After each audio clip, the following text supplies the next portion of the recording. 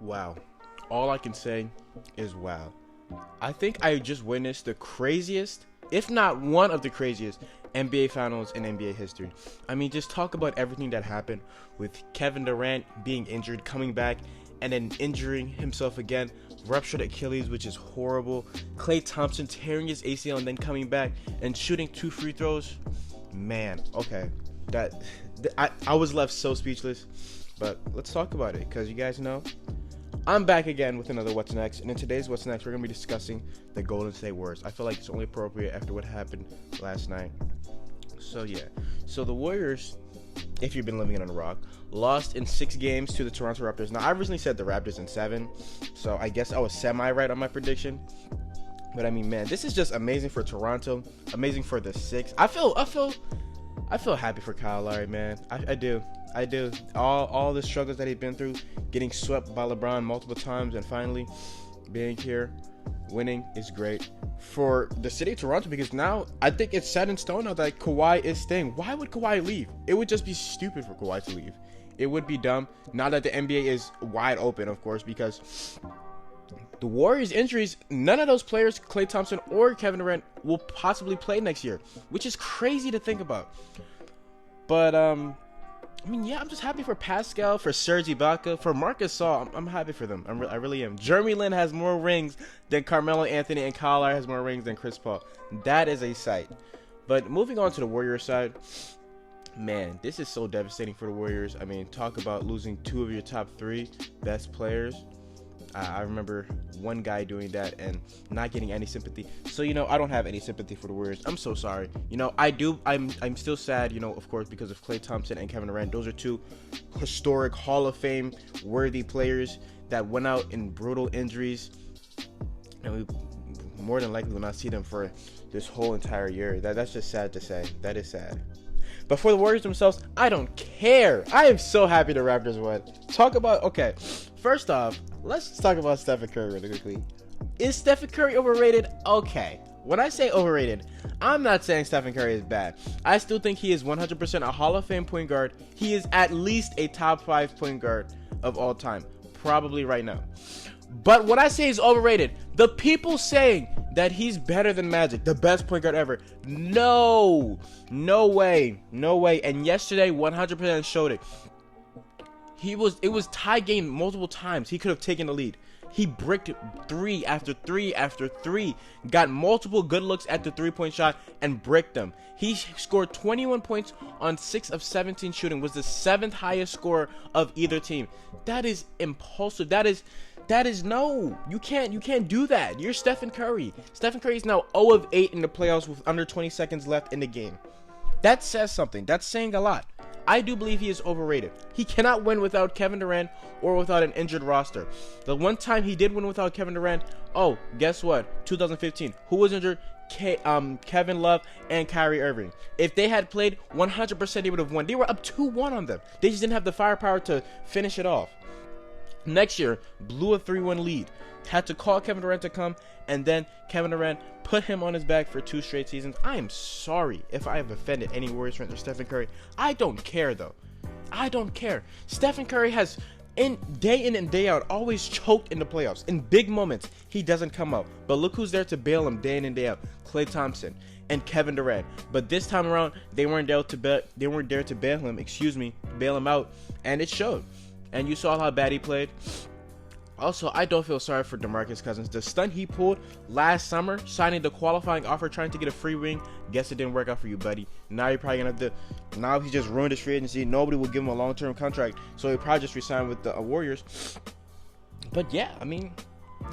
I'm sorry, that's my little mini rant. Oh my god, dude, I'm so happy, bro. I am so happy this Warriors dynasty is over, technically.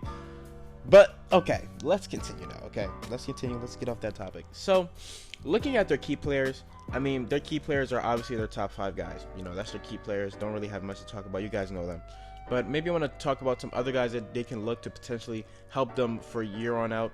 Kevon Looney was, I don't know if he was great, but he's a good, serviceable big man, Played through some broken ribs in the playoffs. It just shows he's a fighter. He's young, but he's probably going to demand a good contract this free agency, so I don't know if he'll be able to re-sign with them. Second guy I want to talk about is Quinn Cook.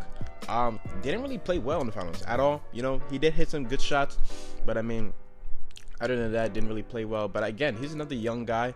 He can facilitate, do stuff for you. Decent playmaker off the bench. I mean, he can possibly take Shaun Livingston's role when he retires, because Shaun Livingston's getting up there edge. I believe Shaun Livingston's like 35-ish. So yeah, and I'm pretty sure he's under contract too, Quinn Cook. We can also talk about Jordan Bell. I mean, Jordan Bell didn't really do much. His problem is he can't shoot the ball as a 4, and he's extremely undersized as a 5, and it showed. He didn't really play much either. So that's really the 3 that I want to talk about. I mean, yeah. I don't know what else. Their bench is depleted. They had to deplete their bench to sign Kevin Durant. So not really much they can do. But man, woo, man, I'd be so happy if I was a Toronto Raptors fan, bro. This is a day in the living. Let's talk about Danny Green though, because I'm looking at the gameplay and Danny Green just showed up on my screen. Did you guys see how Danny Green almost choked it for the Raptors yesterday? Like, oh my God, you have the ball past half court. It's like 18 seconds left. Just hold the ball. I don't understand why you'd pass the ball. It's so dumb. But on that topic, let's also talk about how Draymond Green literally pulled a Chris Webber, calling a timeout when they had no timeouts. Oh my God, bro. Yesterday was literally the craziest game ever, dude. It was. And that was a stupid game plan from the Warriors. I mean, shooting a 3. Stephen Curry, you had like 6, 7, 8 seconds left. Why are you taking a contested 3? That just shows how unclutch he is. He's not aware of his situation. You're down by 1. Just drive to the lane, because more than likely the way the refs are blowing this whistle, you'll probably get a foul call. I mean, the last time he got fouled, he literally tripped over his own feet, and the refs called it on Pascal Siakam. So maybe the same thing could happen. But oh my, I'm just getting so off topic. I mean, I'm on topic, but you guys know what I mean. But continuing on for free agency, I think this changes everything for the Warriors. I mean, talk about it. They probably had a clear-cut plan going in. You know, they're probably gonna win a championship. Kevin Durant was gonna leave, and then resign Klay Thompson, and then that'd be it. And then let Boogie walk. But now looking at it, I mean, everything has changed now. Talking about it, Klay Thompson is 100% gonna resign. There's no way they let him walk at all. He's going to resign. Kevin Durant though is an interesting one. Will Kevin Durant resign? Reports have came out earlier that the Warriors will be offering Kevin Durant a 5-year max deal as soon as they can. It's weird. I don't know. Will Kevin Durant resign? I mean, the talks about going to New York have been happening all year, you know. And I mean, it wouldn't make sense for him to sign a short-term deal, like accepting his player option, because if he comes back and he's not the same, such as what Boogie did, teams will probably pass up on him. But I mean, that's also Kevin Durant. Will teams pass up on Kevin Durant? I don't think so. I think the Knicks will still offer him a max deal. But I mean, again, his best opportunity, his best place for success is the Warriors, like it or not. Should he resign? I definitely think he should resign. Do I want him to resign? Obviously not. You know, I wanted to go to New York to have this balance, I guess you could say, in the NBA. But I don't know. Signs are kind of pointing to him resigning. But maybe he won't resign. Maybe he's still mad at the front office for what they did to him, or whatever, the team doctors. I don't know. You know, I really can't tell you what's happening inside the Warriors, inside Kevin Durant's mind, because I mean, on one hand, I'm like, yes, 100% resign KD. I mean, if I'm KD, I'm like, resign. It makes the most sense. You know, this is where the team you had the most success on. You just tore your Achilles, so even if you don't come back strong, you still have that, at least that long-term security to potentially come back better the following season, or maybe even the following season after that if you're still not 100. But then again, going to New York has been talked about throughout the whole year, you know. They can also sign you to a long-term deal, so that luxury wouldn't be a problem. You can just sit out the first year, I guess, let them do their thing, and then they still have those young guys potentially to make a trade, and I mean, you'll still be there. So, but then again, I mean, I don't know. If I had to make a prediction though, I believe Kevin Durant, I think he leaves. Okay, I just think he leaves. That's my prediction. I don't know. I just have a feeling that he wants to leave. But going on Klay Thompson, I don't know. There's not really much to talk about him. I mean, he's going to resign 100%. I mean, that's really all I can say. He was having an amazing final. So he's averaging 25 points per game. I think on like 57% shooting from the 3, which is incredible. That is incredible. I mean, he was definitely going to win Finals MVP without a doubt in my mind if he had one. But moving on, though, one of the last player I want to really talk about, though, is DeMarcus Cousins. Looking at DeMarcus Cousins, I do think he'll probably resign now because nobody's going to give him a long-term contract after seeing what he did in the finals. He doesn't look like himself anymore, which is sad to see. At one point in his career, he was the best center in the league.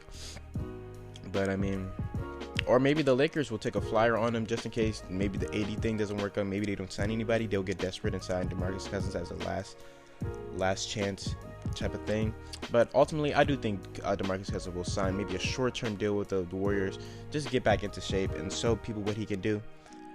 But I mean, yeah, I don't know, that's really it. Besides that, I mean, obviously, I think they still do have their draft pick. Looking at it, I want them to target some forwards, maybe a shooting guards, because I mean, both of those guys aren't gonna be here, but mainly like a small forward who can probably do everything. Maybe like a Jalen McDaniels would be good for them. Maybe interesting, possibly. But I mean, these late type of guys, I don't know. I don't really have much to say about them because I haven't really scouted them as much. Excuse me. But I mean, yeah, that's gonna do it for this video, guys. Wow, the Raptors are champions. That is crazy to me. Is the Warriors dynasty over? Let me know in the comments, guys. But yeah, what a crazy finish, though. But it's been So Sports, and I'm out. Peace.